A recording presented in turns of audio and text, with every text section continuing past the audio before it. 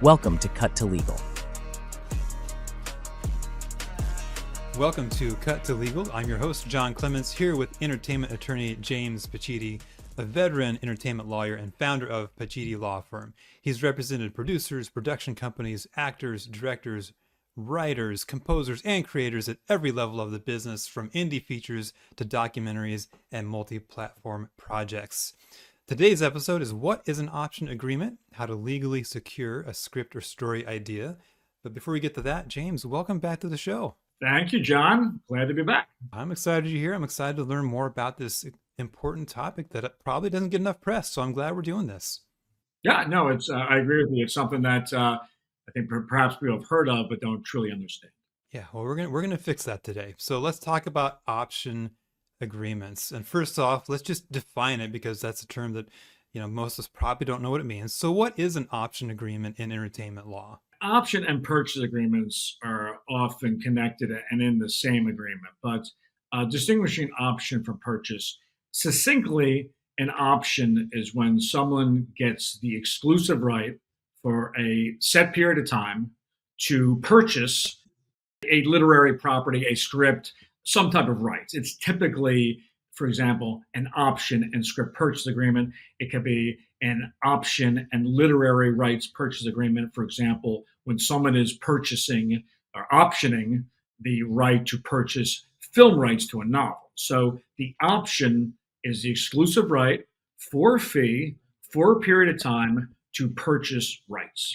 Okay, so that's interesting. So then would an option agreement then turn into a purchase agreement? Is that the process, or are those two completely different things? Like, what's the relationship there? Well, like I said, they're often in the same agreement, because for an option truly to be meaningful, because you have different agreements in the entertainment business, something that's related is shopping agreements, where a party will go out and shop a project, as we call it, where they'll go around and they'll try and generate interest from production companies or other producers or studios and networks to develop and finance and produce a project. But there's no purchase established. With an option agreement, the purchase price is already set. So that way, the party who has the option, who's providing a fee to have this exclusive right, knows how they can exercise that option. So, for example, if you have an option with a purchase agreement for a script, they'll pay a fee for the option, which the term is usually 12 to 18 months. The fee completely varies. It depends. It can be nominal amounts. It could be $10. If it's a WGA, Writers Guild of America writer, then it has to be at least 10% of the purchase price. But it gives them, you pay this fee and you have the exclusive right to buy this property for a period of time. And then as the person who holds the option, you can exercise that right at any time during the period. So for example, if it's 18 months long and the purchase is $100,000, let's say, for a script, at any time during that 18-month period, the party who holds the option, which is usually a producer, a production company, they can exercise it by paying the purchase price. So this sounds like a pretty important document that you want to get right, that both parties, I'm sure, want to get right. So talk to me about the key terms. Like, what should every option agreement include, to protect both the creator and the production company? Well, you're absolutely right when you say this is an important document. It is absolutely a crucial document, because as we discussed in our prior episode, one of the issues that can come up that can absolutely destroy the ability of a producer, production company to distribute a project is a break in the chain of title. And so it is important that the option and purchase agreement secure all the rights. And so if it has to be very clear what rights are being secured. So there's a lot of terms. These documents can be 25 pages long. As in terms of your very basic terms, you have your option period, which, like I mentioned, it's usually 12 to 18 months, but there can also be additional option periods. So you can have a first option period, a second option period, a third option period. It varies. And this essentially locks up the property for that time period as long as the options continue to be exercised, and they're exercised based upon an option fee. So you have to have the option period. you have to have the option fee. Obviously, you have clarity about the parties and exactly what property they are, purchasing. And this, let's say, for example, again, a screenplay. So someone's going to do an option and purchase agreement for a particular screenplay. They are going to pay an option fee, which will give them the exclusive right for a period of time, let's say 18 months. And then there can be other aspects to the purchase price has to be clear. Sometimes it's a specific amount, like $100,000. Sometimes it's a percentage of a budget, and sometimes it's a percentage of a budget with a floor and a ceiling.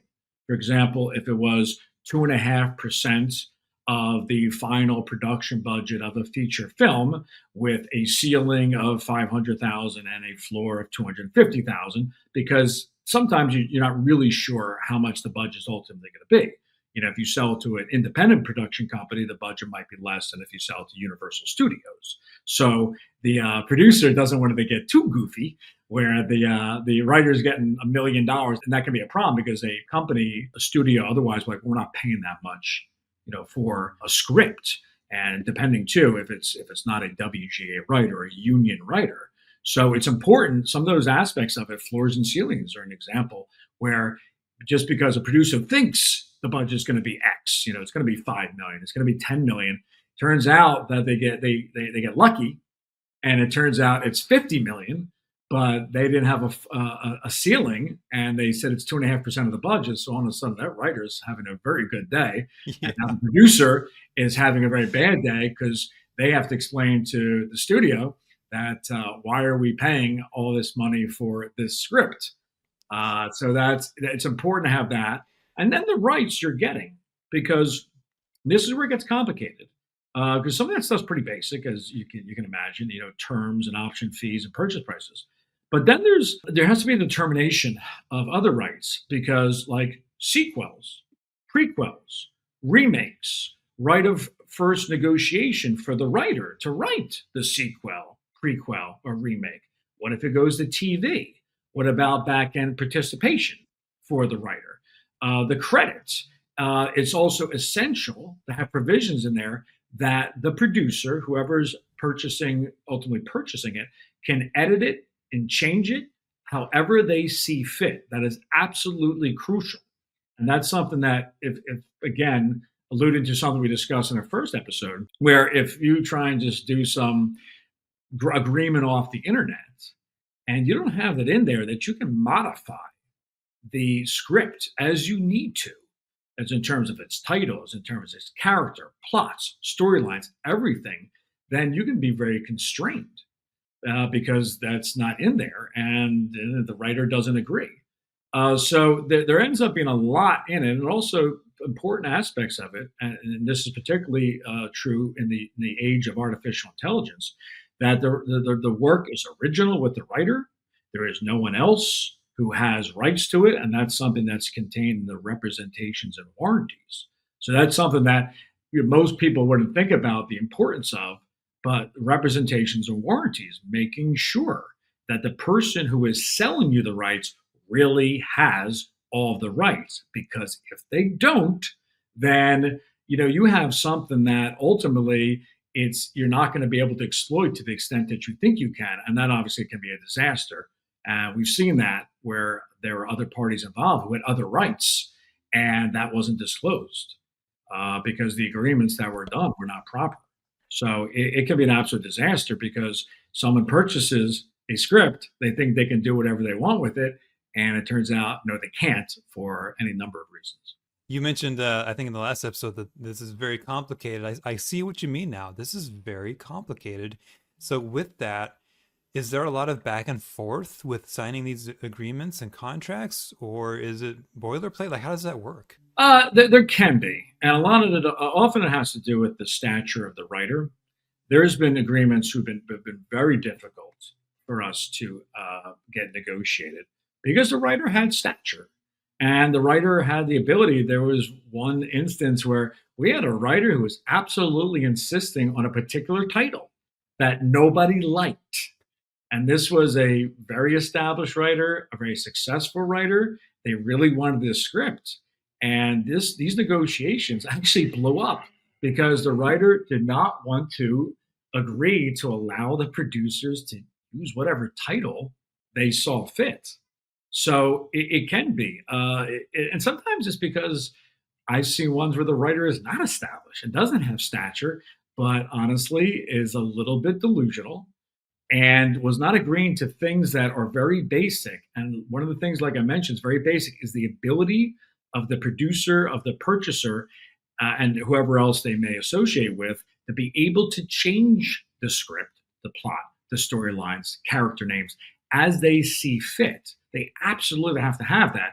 And sometimes some writers are a little too attached to their words and their story, and it becomes their baby. And you can understand it to a degree because it is something that they maybe have worked on for years and they've been trying to develop and sell.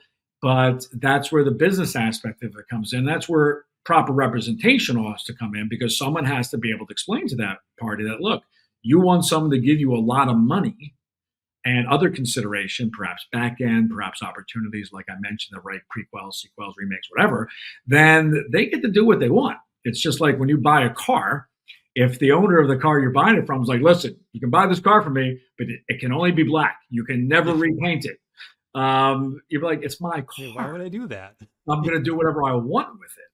Not a perfect analogy, but that's the idea. So yeah, these sometimes are really, really difficult agreements for a variety of reasons.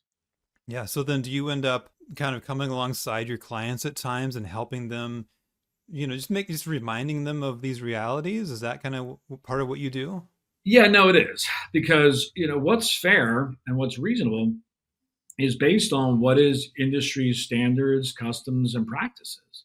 And if someone is not really familiar with that, because if someone's not attuned to these aspects of an agreement, such as, like I mentioned, the ability of the purchaser to do what they want, they might feel offended and be really aggressive about not wanting to relinquish that until they understand, like, this is how it's done. There is no other alternative because what they have to appreciate is that in addition to someone paying a lot of money to purchase the script, let's just say, example, someone pays $200,000 for a script. Well, that's just the beginning because then that party, either themselves or with a studio, a network, a streamer, are then going to turn around and spend millions in all likelihood to turn that into a film. So, there's the golden rule is he who has the gold makes the rules. So if someone is going to spend all that money, then they got to do what they feel they need to do to recover the investment in the film. So if someone doesn't appreciate that, and that's what sometimes happens, that they just don't understand that this is the way it has to go. And then there's other aspects of it where a party might be too demanding about other aspects of it, depending on their stature. Because the ability to have, say, right of first negotiation as a writer to write a sequel, a prequel, remakes, a television series, because sometimes it happens that a project's very successful and has all kinds of derivative projects as a result. Not every writer is going to get that opportunity. But if you're a more successful writer, certainly Aaron Sorkin gets whatever he wants. Whereas someone who's a non-WGA writer, is not in the Writers Guild, has never had a script sold before, they have to take a different approach. And sometimes that doesn't happen. And I've been in those situations where a writer who's never sold the script before is making demands that would make Aaron Sorkin blush. So it's important that they have someone to advise them and listen to them. Yeah, it's that listening part that seems to get hard, I think, especially like you said, when it's this is my baby and it's perfect just the way it is. Yeah, that's sometimes what they think, and that's where the creative clashes with pragmatism because it's show business, and so that's where you have to look at this. It's sometimes it's a delicate conversation to explain to someone that, look, ultimately this is a product. Your script is a product. And you have to sell your product. And once you sell a product, whoever buys that product can do whatever they want with it. And if you want them to pay for that product, then you have to agree to that. Yeah. But I think though, to like show business, I think of it maybe from a different perspective of if I'm a creative and I'm partnering with you as my law representation, like that's a partnership. That's you doing what you're good at and me doing what I'm good at. And I think that's going to, be the best result.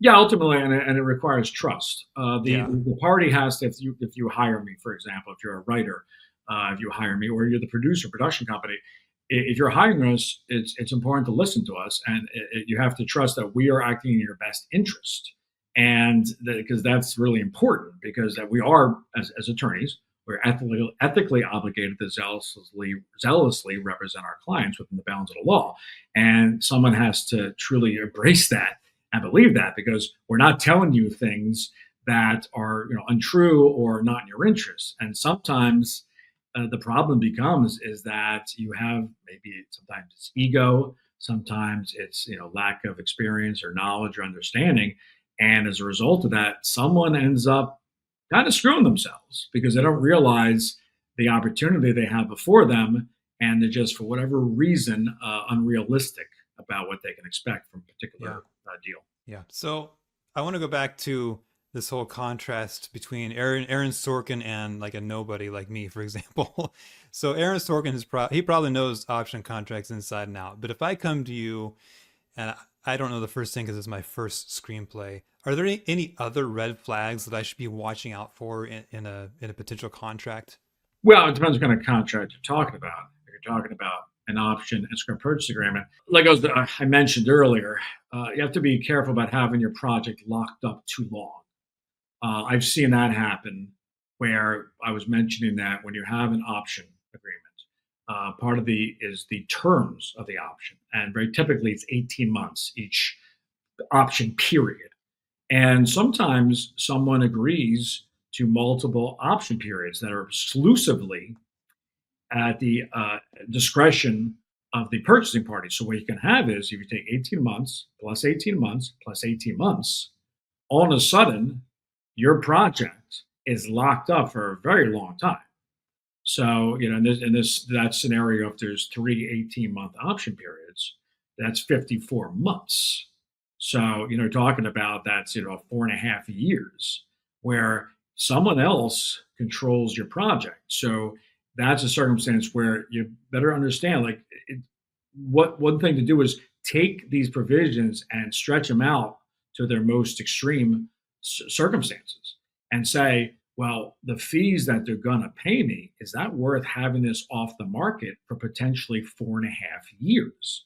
So if those option fees are great, and then, because if they never purchase it, then your project just goes back and it's out there again, where no one's developing it or trying to turning it into something.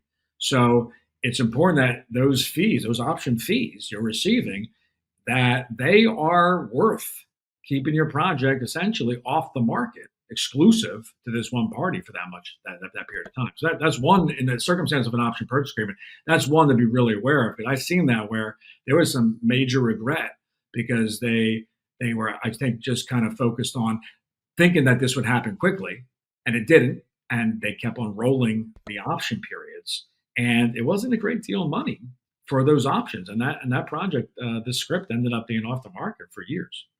Yeah. No, I don't. I don't think anything ever happens quickly. That's It not been my really doesn't. experience. No, it really doesn't. How about last question for today's episode? What's your top advice for creators when they're trying to negotiate their first option? Well, hire an attorney, without a doubt. And again, that's just not just self-serving legal advice. I mean, advice, because it's the entertainment business is, like any business, but perhaps more so this business. It is really treacherous, and there are a lot of legal landmines out there. And like I said, just something as simple as this is, the number of option periods, the length of the option periods, your option fee. That's just one small aspect of these agreements, because you have the purchase price, and are you protected? Like, is it really enough? Because they have to. You really have to envision what happens if this is purchased, if these options keep rolling.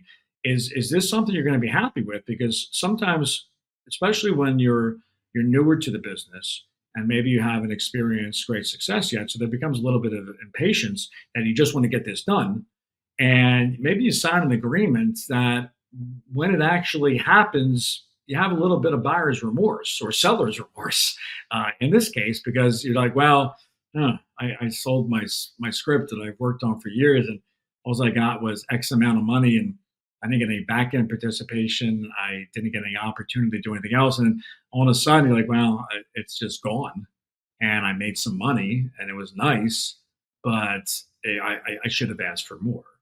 And so you really, I guess you could say, in addition to hiring legal counsel, is really being thoughtful about it. But at the same time, there's a balance. You got to be practical and understand your circumstances. So if you're a new writer who's never sold anything, the terms are not going to be the same, as an Aaron Sorkin, obviously. So there's a balance, and it's every circumstance is different. So what is the right balance of option fees and option periods and purchase prices and all these other terms? That is a function of a variety of factors that is going to be different in every circumstance. And in addition, including that, well, maybe there's multiple parties who are interested in it. So there's a lot of factors, and that's why it's good to have legal representation who knows the business and can give you advice that is, specific to the particular circumstances.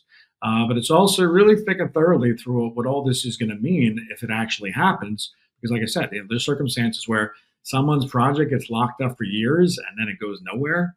And maybe they missed opportunities because no one else could utilize the project while it was locked up. And other times when they sell, they're like, you know what, we really undersold it. This was worth a lot more. And it turns into some huge success, and they don't really participate in it. Yeah, I think that's a great answer to really highlight how important it is to have that legal partner alongside you in the journey. So with that, it's a great place to stop. James, thanks for being on the show today. It's been super instructive, super helpful just to hear your thoughts. My pleasure, John. Thanks for having me again. And to our listeners, thanks for listening to Cut to Legal with James Pacitti. Visit Pacitti Law Firm to learn more or schedule a consultation. And don't forget to like, subscribe, and leave a review. And with that, we hope you have a great day. Thanks for watching. Be sure to hit that like and subscribe button and leave us a review in the comments.